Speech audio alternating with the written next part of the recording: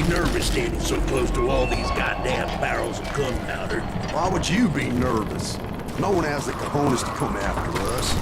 As long as you don't light up a cigar, we're fine. Besides, George is up there on the rocks with that rifle of his.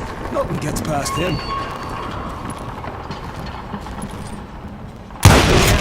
As my late father pointed out to me more than once, God made men, and Samuel Colt made them equal.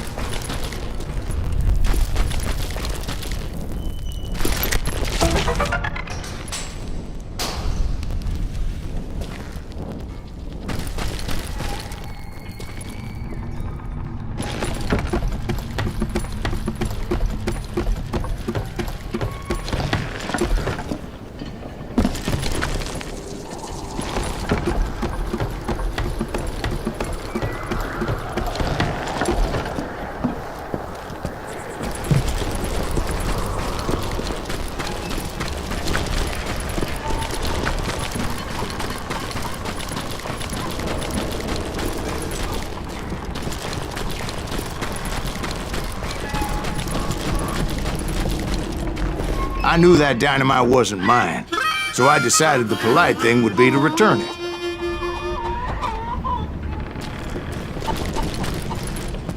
It was the biggest gold rush since Sutter's Mill in '48. Unfortunately, prospectors weren't the only ones drawn to those riches.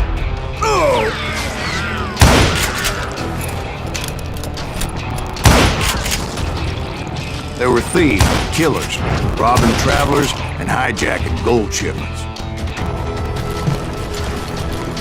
Like those that ran with Plummer.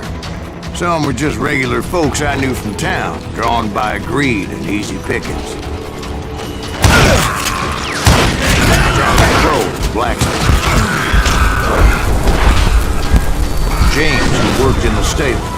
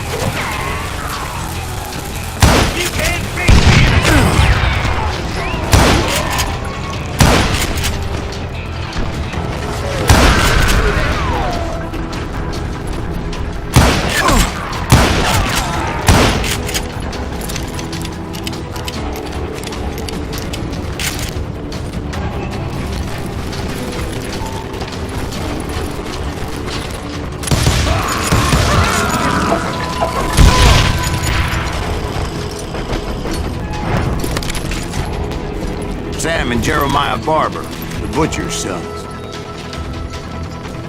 Ordinary citizens who lived a double life. Of course, the rest were veterans of the Civil War. Stone-cold killers trained on the bloody fields of Shiloh and Antietam. Plummer had a lot of men on his payroll. A hell of a lot. That son of a bitch pretended to protect the public with one hand while stealing them blind with the other. He set up a defensive perimeter which I had no idea how to breach. Dangerous, desperate individual. I was outnumbered and in way over my head, but I was too damn stubborn and stupid to realize it. They must have thought I was touched. Or had some kind of death weight. Seeing as there were barrels of gunpowder everywhere. One stray bullet, one stray spark, and I'd be blown to hell and gone. Did I have any second thoughts about what I was doing? No. I thought I was some kind of hero.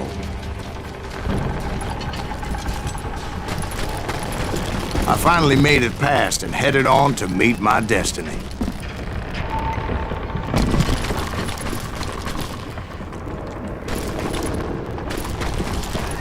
But first, I had something I needed to figure out. I had a few ideas on how to get into that mine, but once I made my decision, I knew there was no turning back. So my first thought was to enter the nearest mine portal. I saw an entrance. Made sense. Leave him to me. It was the quickest way in, but that also made it more dangerous, You know who as there would undoubtedly be enemy pickets posted along the way. damn you! Can't hide forever!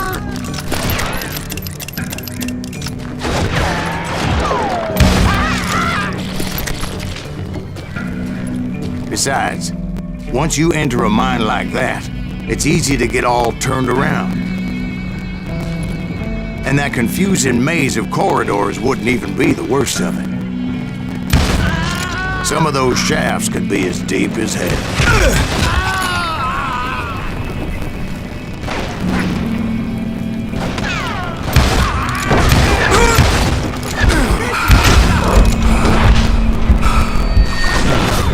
How'd they do that? Come out from behind there! A single stumble or misstep can easily end in a deadly plunge to oblivion.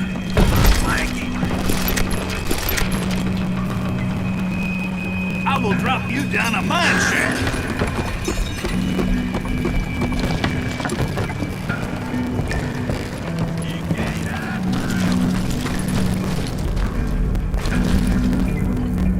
You must be about out of bullets.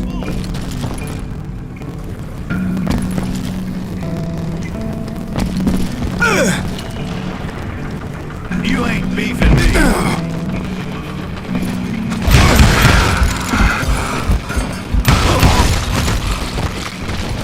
Quick reflexes often make up for a lack of common sense. Luckily, I was never one to be easily bushwhacked.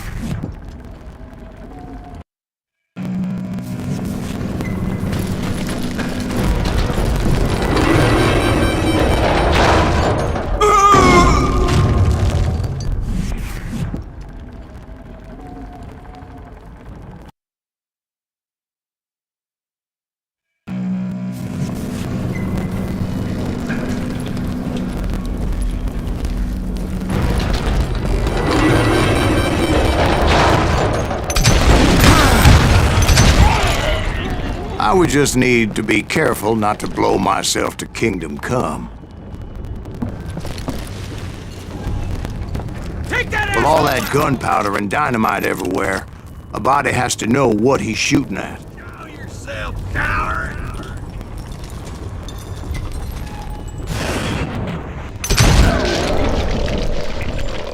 You'll die for this, you hear me?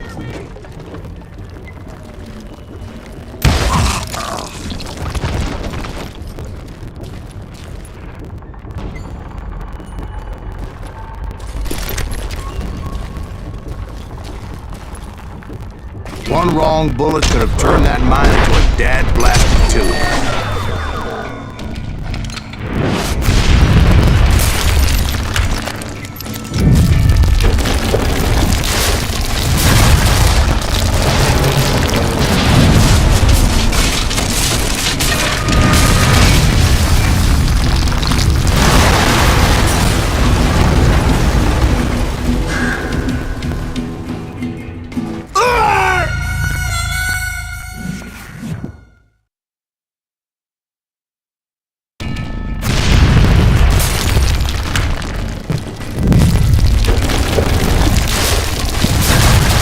Freely admit that my plan of attack is not just moronic, but clearly insane.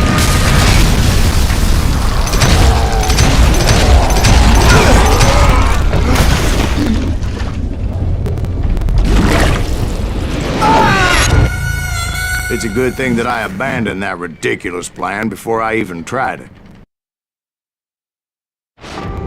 Instead, I spotted a ladder, a way into the mine from the opposite side.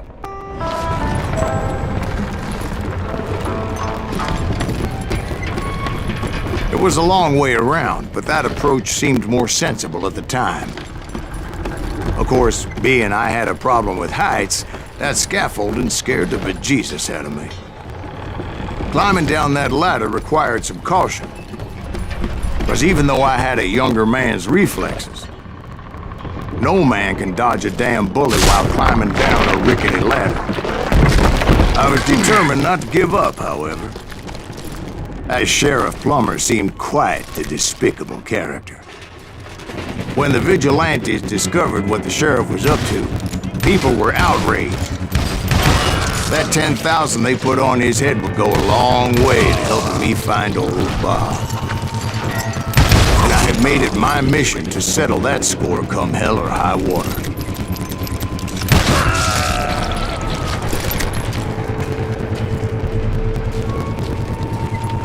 But first, I would have to make a choice. Take the elevator or climb the ladder.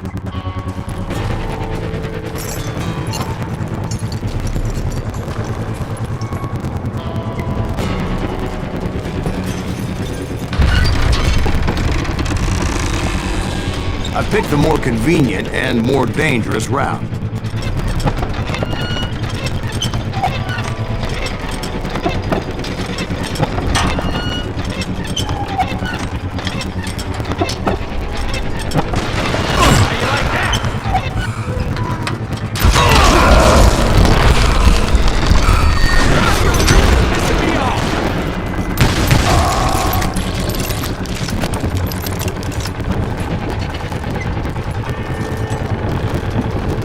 Plummer was a mad dog killer, and the people of Nevada City deserved better. Nevada City? Well, I thought Plummer met his maker in Bannock, Montana. Right, well, he was the sheriff of both places one time or another, but that's neither here nor there. The point was, taking him down would save a lot of lives, including my own.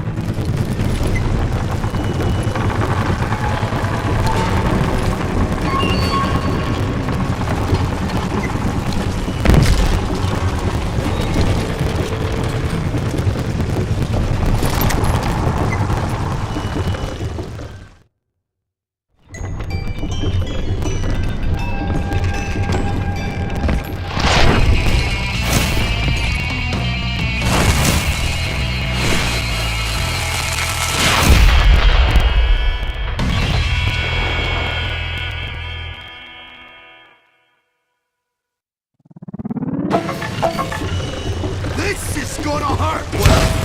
This day is worse for you, ain't it?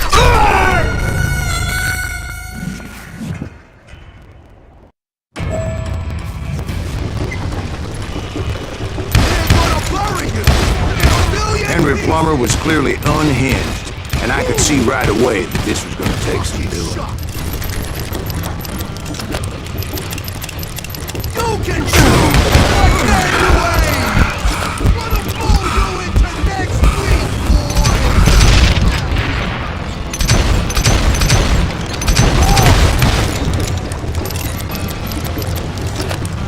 I'm going all medieval on your ass! Damn! I need some help here! Come on, boys! Take this cocksucker out!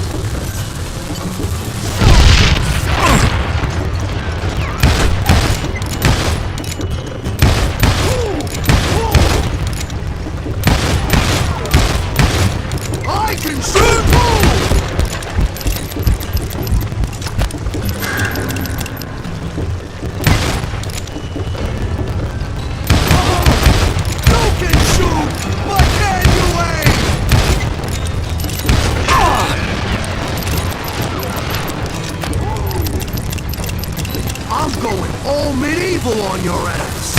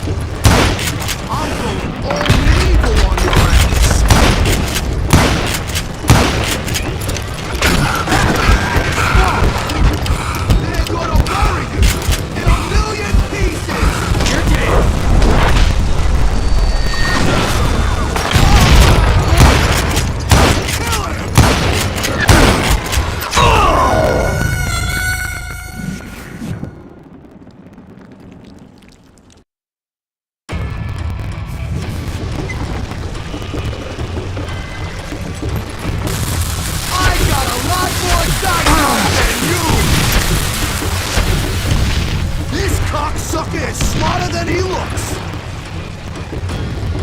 I can shoot too! Whoa. So often! Time to blow your shit up! They're gonna need a dustpan to pick you up! I shot you!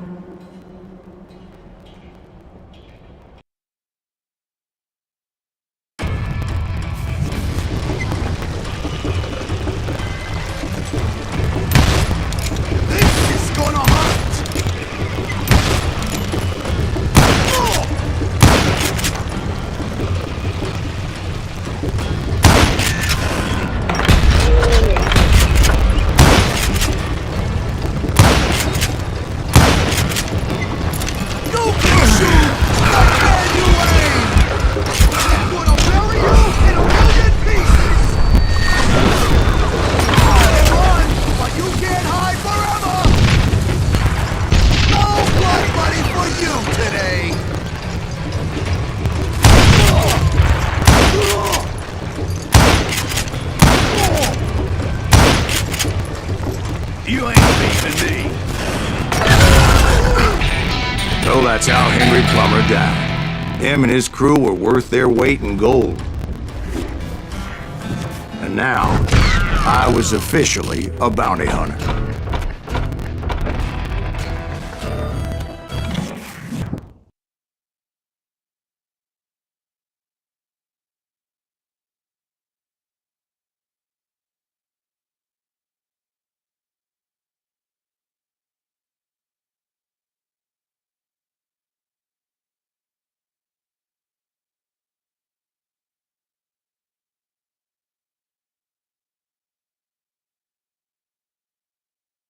John Wesley was as fast as the devil himself.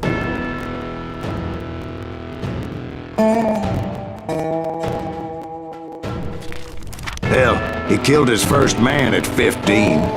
From that day forward, he had a price on his head and wouldn't back down for nobody, not even Wild Bill Hickok himself.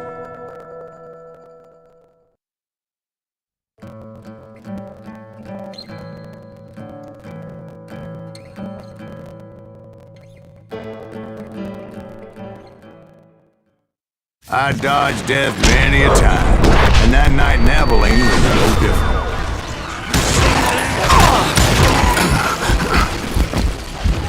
I was there with the intention of finding that bastard Bob and collecting the bounty on John Wesley.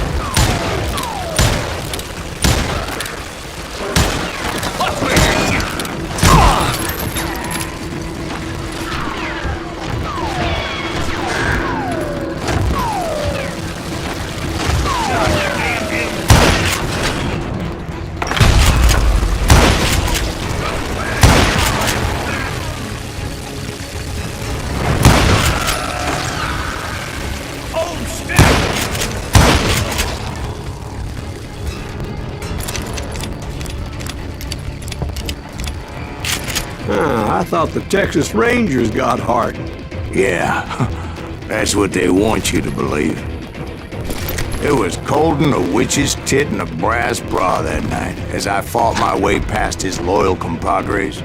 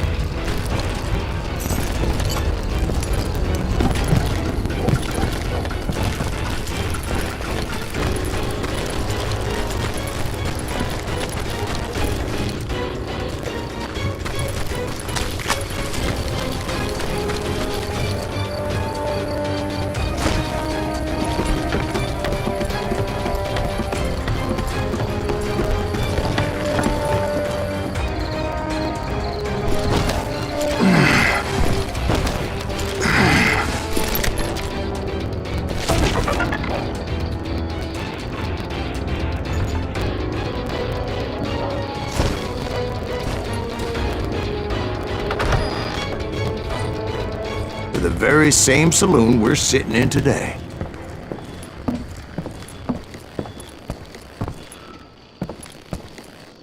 Look around and imagine this place painted in blood. Hardin was waiting for me.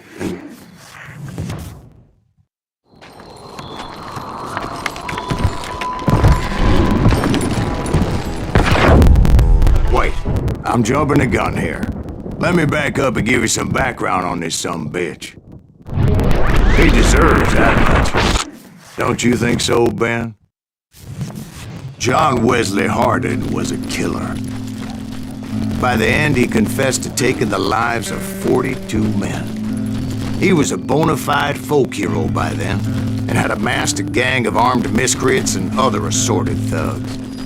He and his men set up camp outside of town, and I was hoping Bob was among them. Shit! Damn it! Shoot that son of a bitch!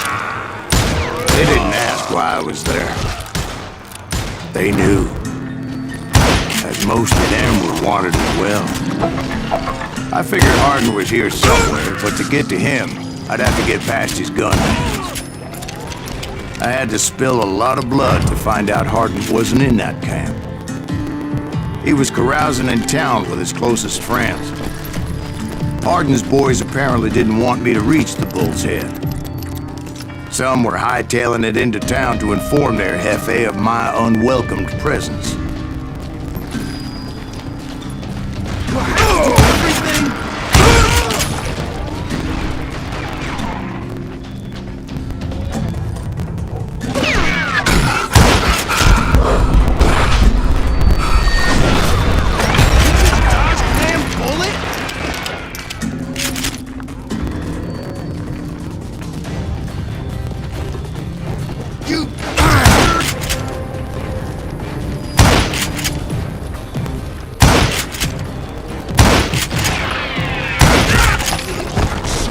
bitch!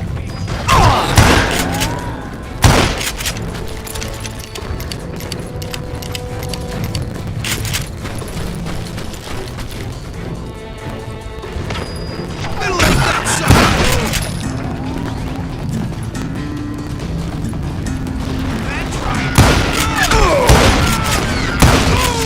Tell Hardin someone's coming for him!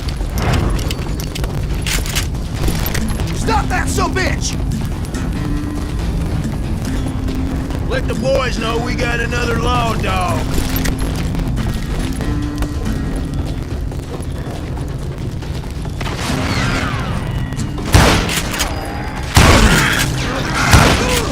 I wondered if Bob was among them.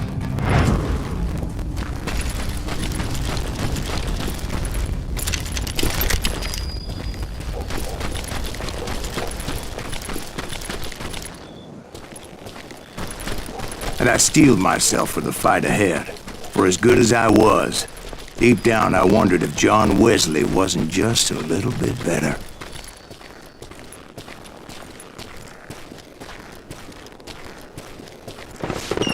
Before I could test my mettle against Hardin, however, I would first need to dispatch his cadre of hired killers.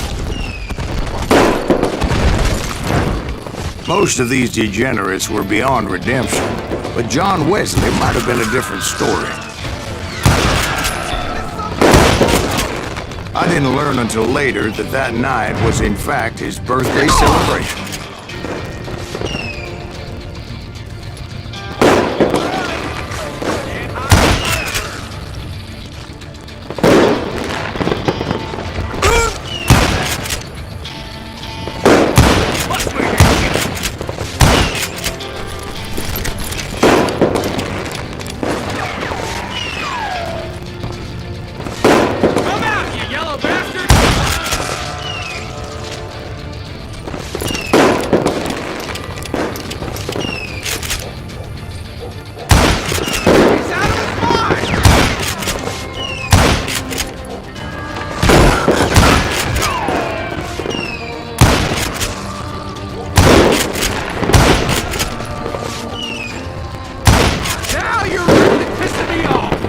I think I already mentioned that I found Hardin in this very saloon.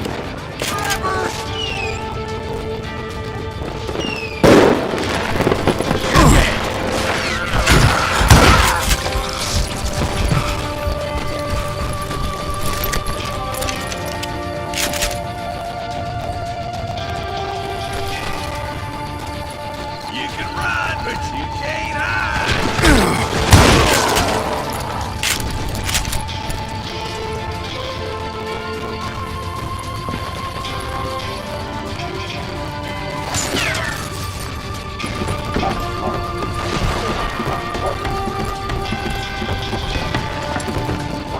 That's right!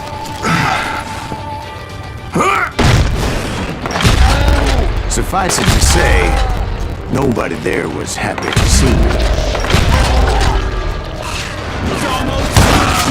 In fact, I felt a certain hostility.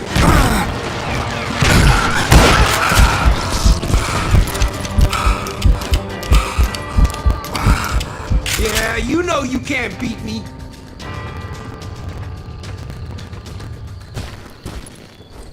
Kill him!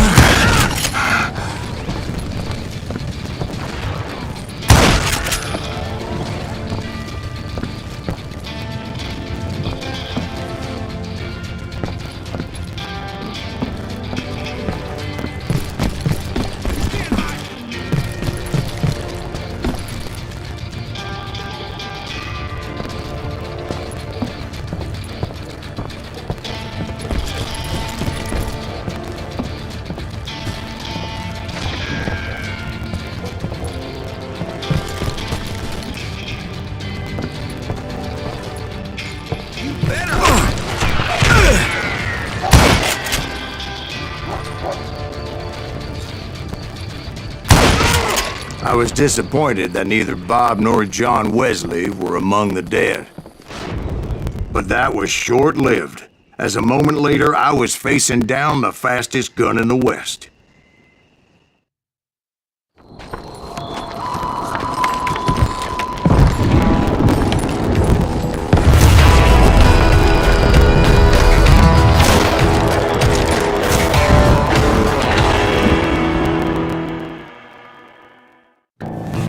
I felt a bolt of adrenaline. Or maybe that was fear. He was well known for his tricks, and I knew I'd need my own if I was ever to defeat him.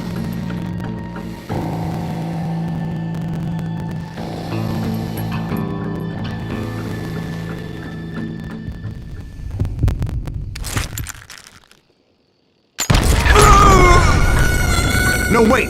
He didn't hit me then. I'm sure of it.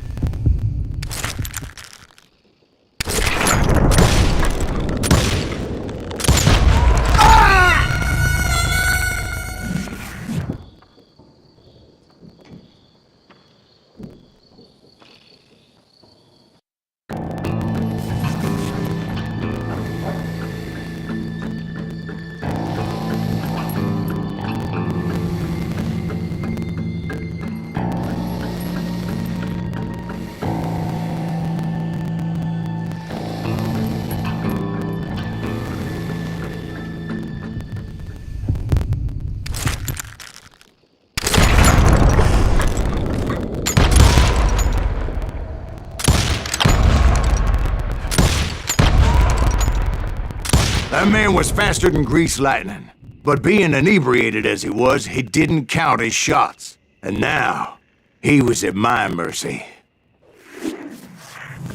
So he didn't die? No, I sent him to prison. Years later, after he was free, some restless Avenger took his life. Shot him in the back in a saloon just like this one. Anybody up for another beer? Ben?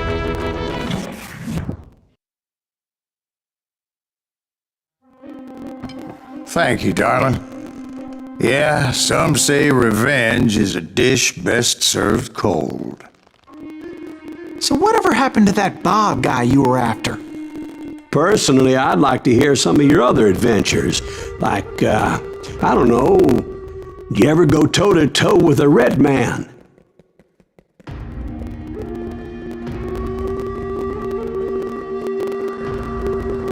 Yes, I did, Ben. I remember once I was after this renegade Apache, Grey Wolf. Strangely enough, revenge was also his primary motivation.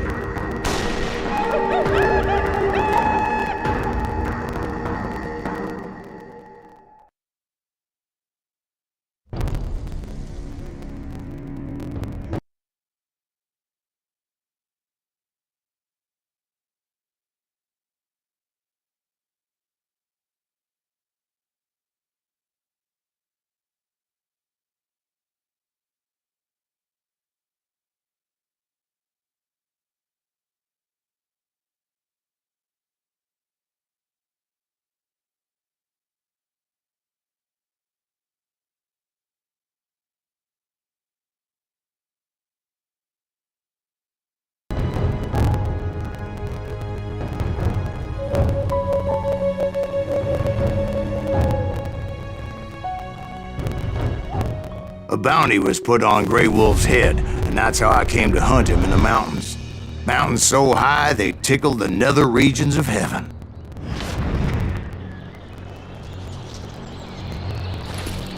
Grey Wolf was a Chiricahua Apache medicine man who had led a war party in revenge for a massacre against his people. The U.S. Army had attacked his tribe during his daughter's sacred sunrise ceremony, and the slaughter was unspeakable. I understood his anger, as there's nothing more traumatic than seeing those you love die in a cruel and painful death. Right from the beginning, I couldn't shake the feeling that Grey Wolf was watching my every move. He led a band of young Apache warriors who wanted retribution and were more than willing to die for him.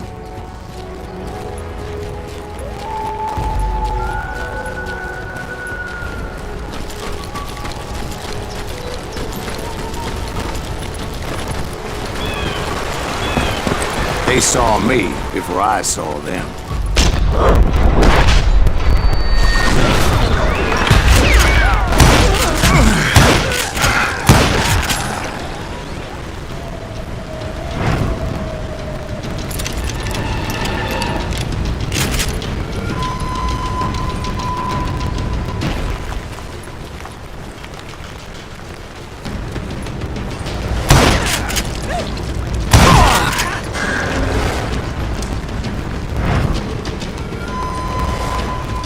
And it crossed my mind that maybe this wasn't such a good idea. But now that the shooting had started, there was no backing down.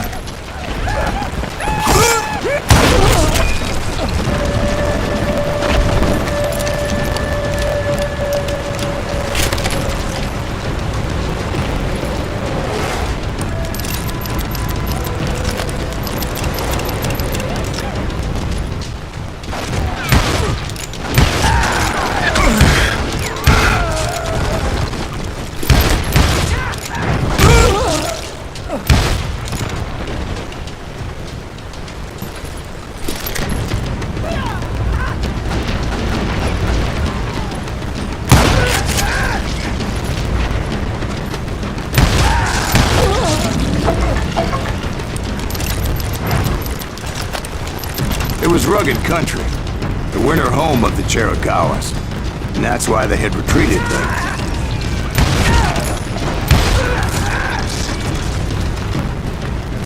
I admit to having some regrets about going after them the way I did. But then again, I got a lot of those.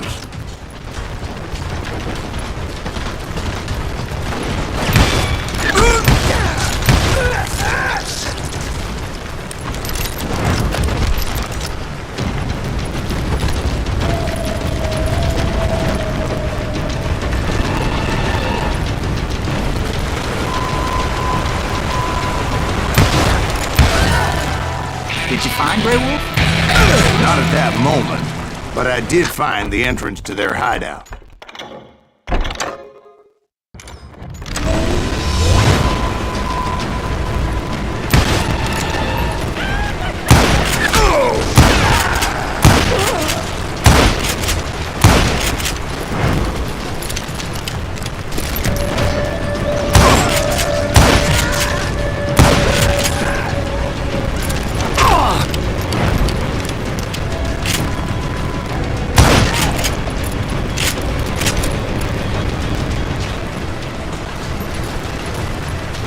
A deep crevice that led to a deeper cave. Don't tell me you went in there. Yeah, but it's not out of bravery so much as pure, angry cussedness.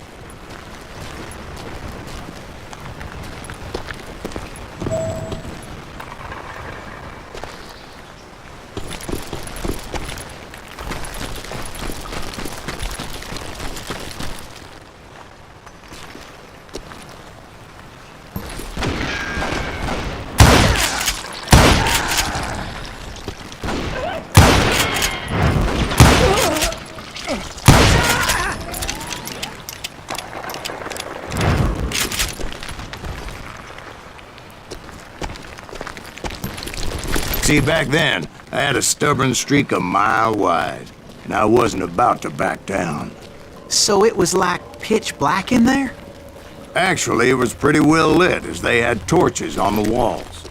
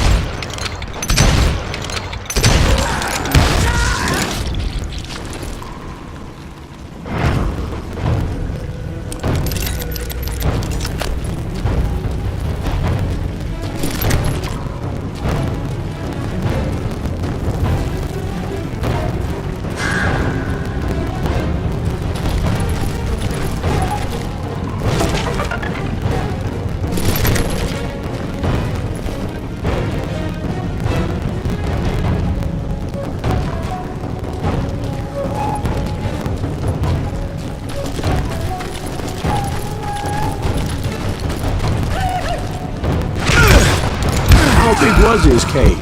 Big as hell, Ben. Chiricahua had hid out there during the Indian Wars.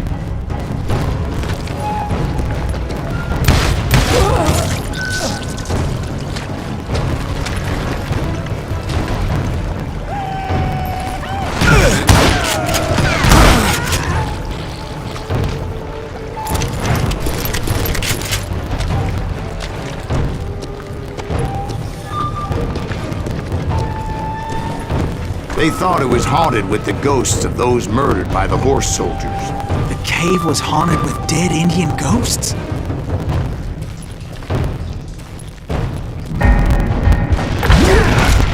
To be honest, I was more concerned with the live ones than the dead ones.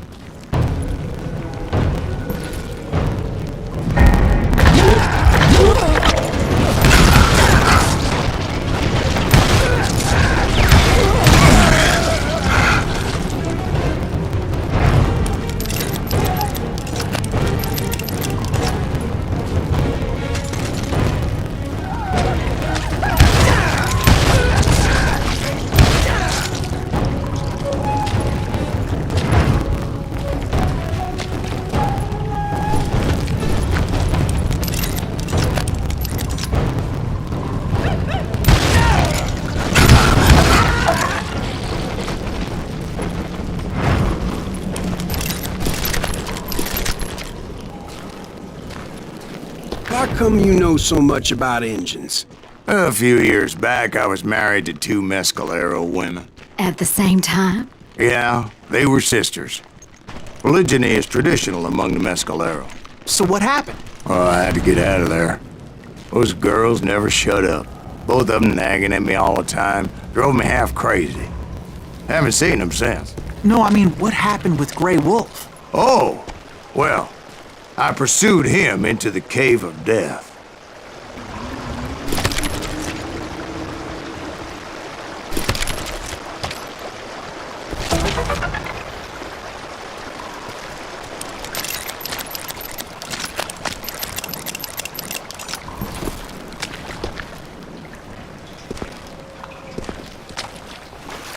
I came upon this flooded grotto, and that's when I saw him.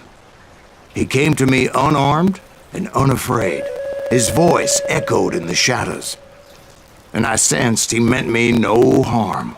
You carry great darkness in your heart, and if you do not release it, it will claim your soul. The sound of his voice put some kind of ancient Indian spell on me.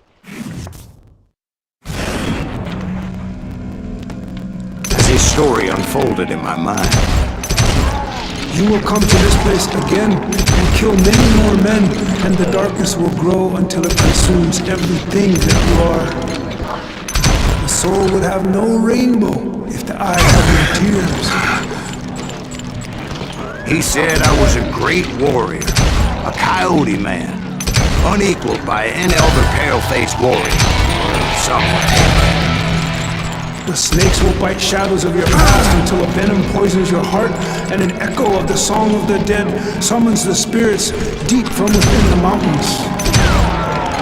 I didn't quite get what he was saying, but there was definitely snakes. And indeed, his warriors surrounded me and attacked me like hungry wolverines.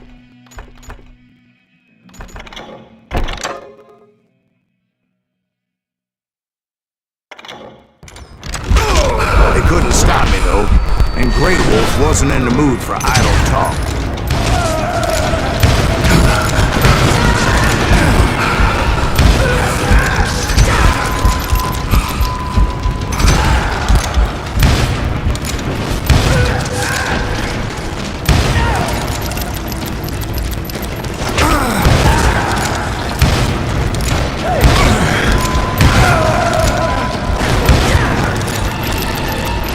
I swear I couldn't see any way out of this trap. But suddenly, one just appeared. Kind of like a miracle.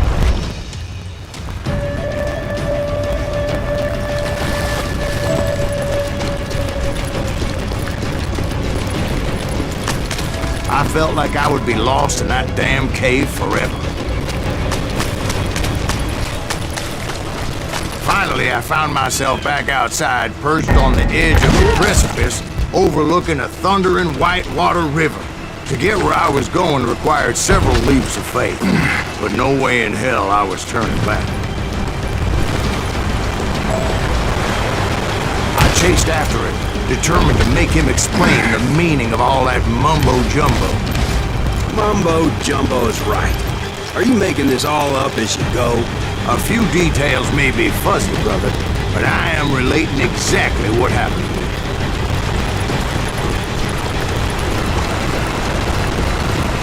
There were dozens of Apache warriors aiming at me from on high. Dozens?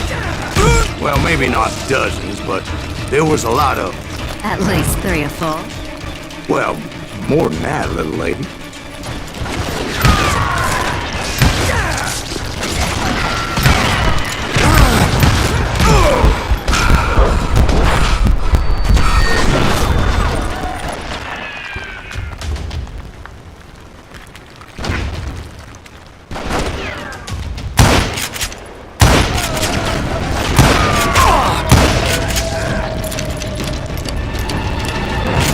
Steep climb up creek ahead of me and scrambled up those rocks like a mountain goat.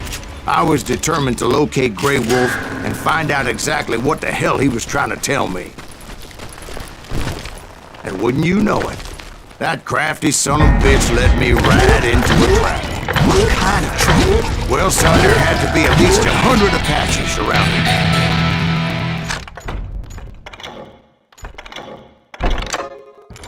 100? God be my witness. Oh, come on. Who are you kidding? Hey, I believe you. Come on, tell us how it ended. All right, but I'm not gonna drag this out. Where were we? You were surrounded by 100 Apache warriors.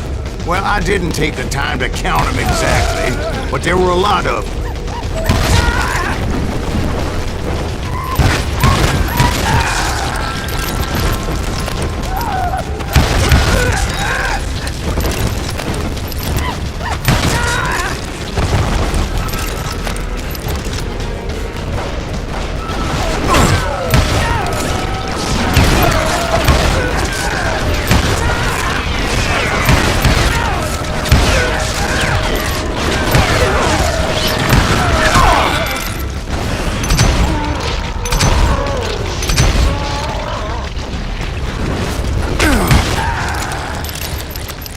And in the end, a path appeared before me that I had not seen before.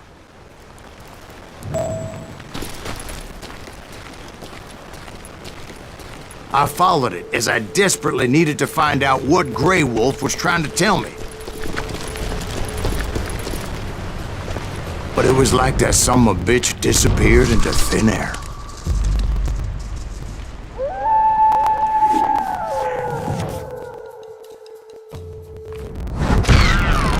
Never did find him.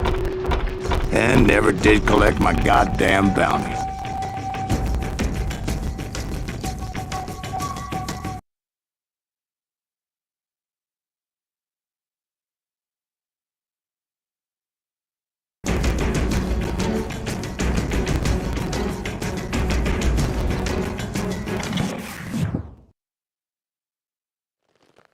Thank you, darling. It's interesting how the truth can sometimes seem might malleable, depending upon your point of view. Like how those dime novels make you out to be something you're not? Jack, don't be starting trouble.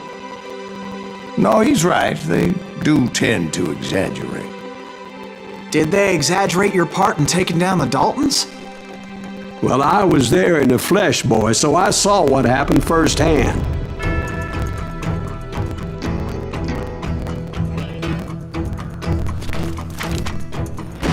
Those Daltons were lawmen once, before they all went bad, robbing banks and trains clear across the territory. Until Coffeeville, of course. I was one of the citizens who took up arms that day. Fighting on the side of right? I did my best, sir. We all did.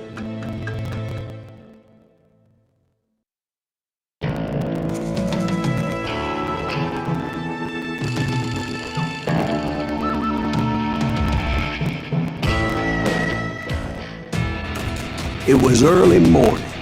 One of my friends was a local gunsmith, and he handed out firearms to anybody who'd take one. You see, the Daltons got it in their heads to rob two banks at the same time. Two banks on the same damn street.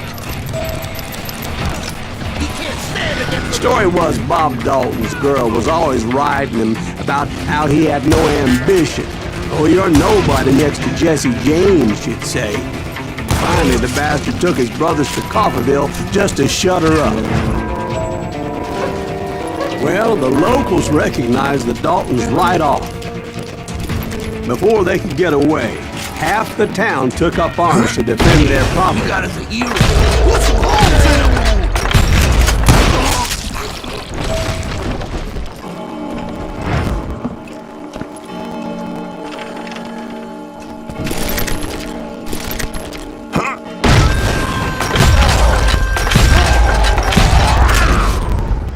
The brothers paid dearly for their stupidity, but everybody knows they had it coming. There's more to it than that. I read all about that day, so I know for a fact that it went down very differently. First of all, it was high noon. A posse of U.S. deputy marshals were on the rooftop across the street. Get ready, boys. They're gonna make a move. The lawmen had been tracking the Daltons for months. Now they finally had them dead to rights. Among them was a bounty hunter feared by many a lawbreaker. The marshals tried to get the Daltons to surrender. They'll give up eventually. We just gotta wait till something bitches out. This bounty hunter knew that the brothers were far too proud to ever lay down their guns.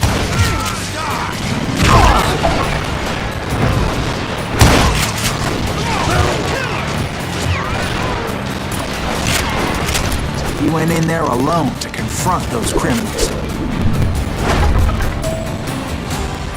One of the marshals shouted, "Where are you going? Are you crazy?" Hey, where do you think you're going, dumbass? That rifle's mine. But he paid him no mind.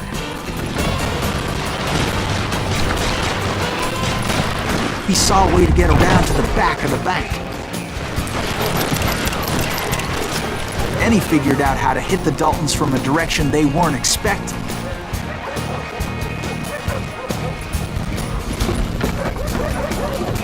From above. Fortunately, a water tower was right there. A moment later, he was climbing up a steep ladder, laughing at danger as he did. It was brave men like him who risked their lives to tame this wild country.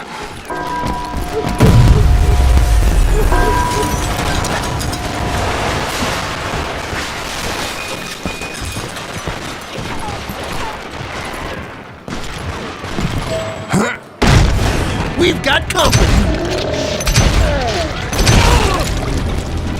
Heroic men like him who did what other men couldn't or wouldn't to make this country free. Like Jim Bowie and Davy Crockett, who died defending the Alamo.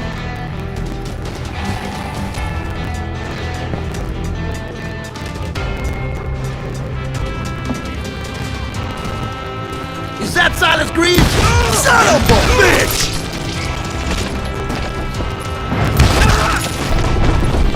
Can't hide forever!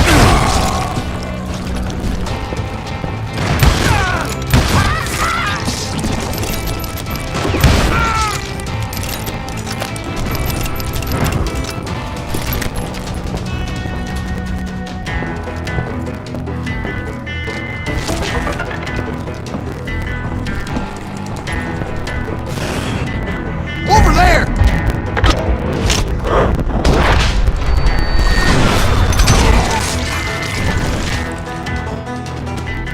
That's Silas Greaves! What the hell? Blam! Blam! He came away victorious, taking down those thieving Daltons. His name was Silas Greaves, and when the dust finally settled, he was the last man standing. Sorry, kid, but that just wasn't the way it happened.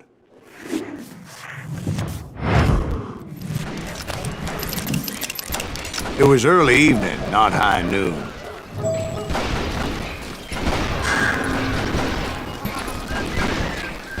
I was late to the party and Coffeyville was already up in arms. The Daltons blew up a safe and were all set to hightail it out of there.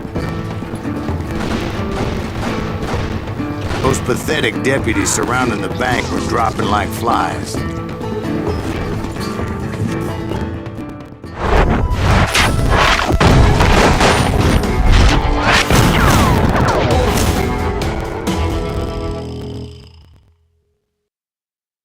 I had been tracking those jokers for months, waiting for them to do something reckless. And finally, they did.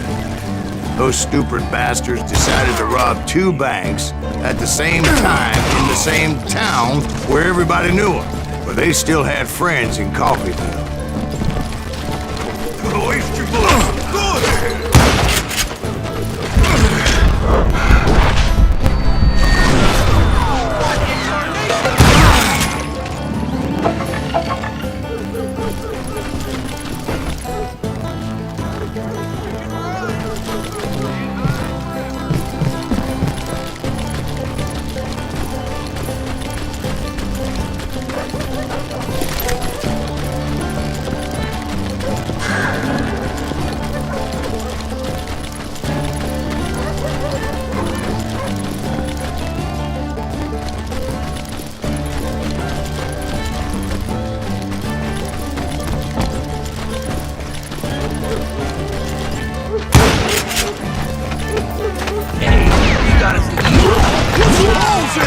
Those friends came after me like a pack of wild dogs, tooth and nail. They were coming at me from all directions. I caught sight of the Daltons running with the money and didn't want to lose them. Problem was, they knew the town better than I did. To top it off, I found myself in the middle of another shootout entirely. Did the Daltons hole up in somebody's house? No, it was the Smiths, I believe. They were cousins of the Daltons, and they were shooting at the Browns, who were shooting at the Daltons, which wasn't any surprise, because those 2 families have been feuding forever. And since the Joneses are related to the Browns, they shot at the Smiths, pissing off the Heimhoffers, whose daughter recently married a Smith. Well, bullets were flying every which way as all the old feuds in Kansas caught fire all at once. There was a hell of a lot of pissed off people in Coffeyville that day. But that's just the way life is sometimes. Shit happens.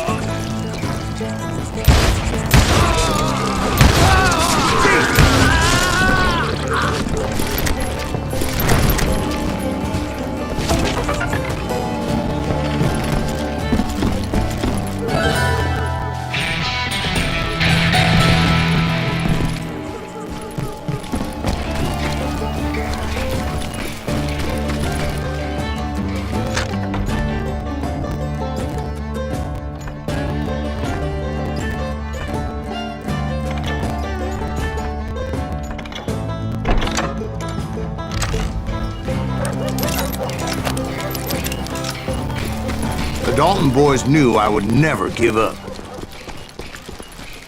Those Daltons weren't the sharpest knives in the drawer, but they always stood together. They set a trap to slow me down and allow at least two of them to escape.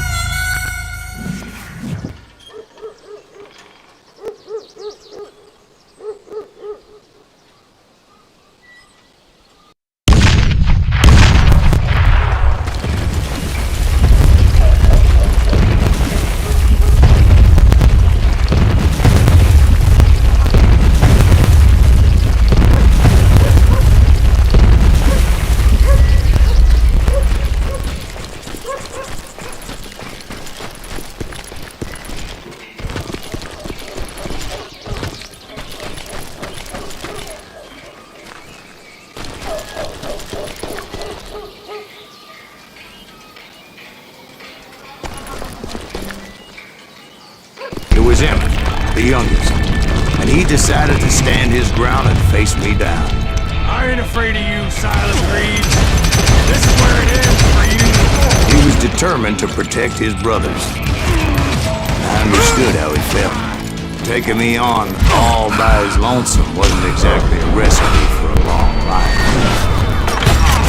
Why can't you die already? Coward and a cheat. I'm gonna send you to the bone orchard.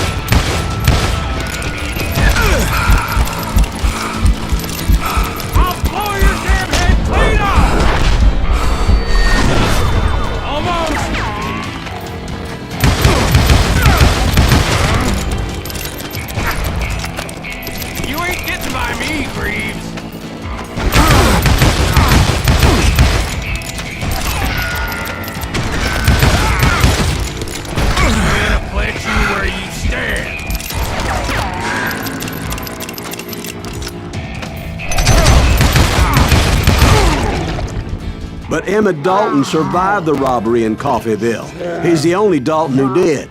They say he was shot 23 times. Well, Dwight, who do you think put all those damn holes in him?